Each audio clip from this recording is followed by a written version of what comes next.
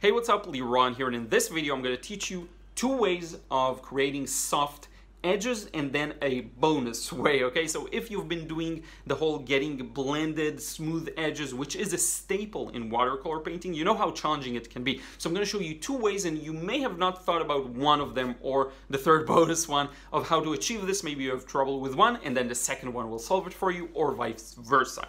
With that said, let's get started. So this is actually pretty straightforward, but I do think it's important to reiterate and make a specific video about. So method number one is better to use when you have larger space, okay?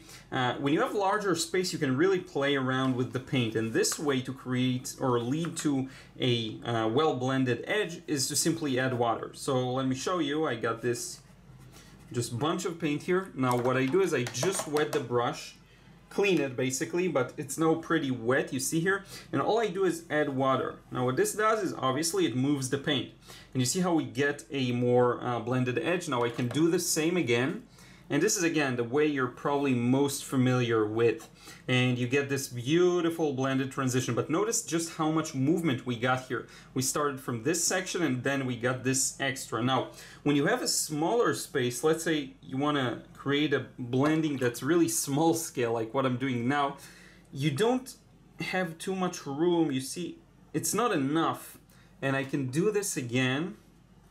But if you have a really tiny space, you want to keep it, let's say, this size, like really small, it's not as effective. Okay, sorry, I touched the camera. So let me show you the second way of doing this, and then we'll get to the bonus way as well. Okay, so first, you just add water. Second method would be to first wet the area you want to use. Okay, so let me show you. Let's say I want to blend only within this small section right here. Now you want to make sure you don't get these too strong of, extra water, because that's going to lead to sometimes not the right movement, but maybe too much or in a strange direction. And then what you do is you put in the paint into that already wet area, okay?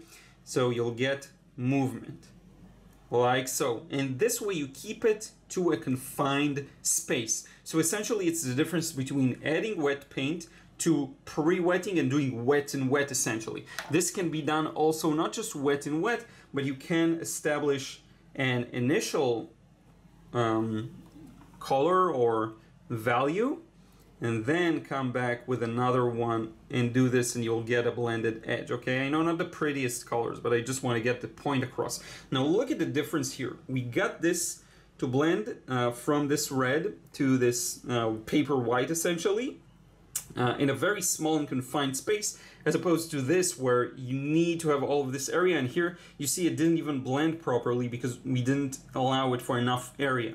So these are the two methods. Now I want to give you, before we get to the bonus one, just a quick nuance here. There are a lot of factors that will lead to just how much the paint blends. For example, if I have, let's say, this area that's wet, and then I'm going to pour some paint into it, the angle of the paper, you see, has a big influence on how the paint moves. Okay, so you may want to play around with that. Now another factor is the paint itself. Some brands tend to move a lot when you do wet and wet, while others stay where they are. Now I noticed that generally speaking, brands that are more towards the artist grade move a little better, and brands that are a little cheaper tend to stay stuck in one area. It's not always, and there are some differences, but that's what I noticed at least. And I will say that M. Graham and Daniel Smith have a lot of movement significantly compared to others. This is actually M. Graham, this is Daniel Smith.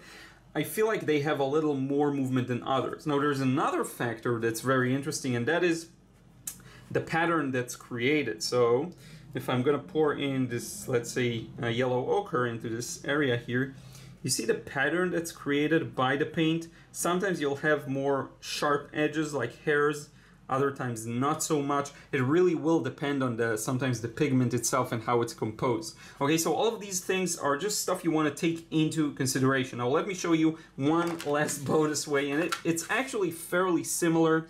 There isn't a big difference. The concept behind it is the same, but that is using a water sprayer, okay, or spray bottle.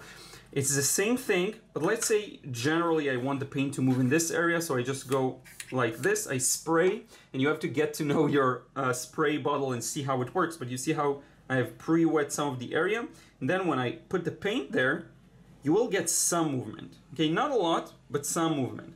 So this is if you want to help the paint move a bit more, maybe get some blended edges in some areas, it's a really good way to go. Now, there is an additional part to this. You can do the same thing afterwards. So again, you saw me in the previous tutorial do this a lot. You spray the water and help the paint move after you've already laid down the paint. Okay, so that's another way. Now I want to show you something interesting. Here I used really wet paint, but what happens if we'll do the same with a bit of a drier paint? And maybe from afar, I want to get just very gentle movement. You see here? And this is really interesting. It can create some nice effects because it's selectively blending. You're not filling all of the paper with water, but rather some spots, okay? So this is just another way to go about it. There are plenty of ways of doing this. There are different spray bottles too, so you can do quite a bit with it. But overall, if we just were to conclude, I know this is a quick one, but I know a lot of people struggle with it, and maybe I'll demo it in a full painting soon. One way of blending is to first put the paint, then blend the edge, and I've done multiple videos on that. The other way around is to first pre-wet the area, then put the paint into that, and that'll help it move. And then there's also this bonus tip of using a spray bottle. This is one of the most useful tools actually in my toolbox. I almost always need one, okay, especially when I work plein air to keep the paint wet, especially if I paint in the sun. Okay, so very straightforward, very simple, two ways. Look at this, beautiful, beautiful, softer edges.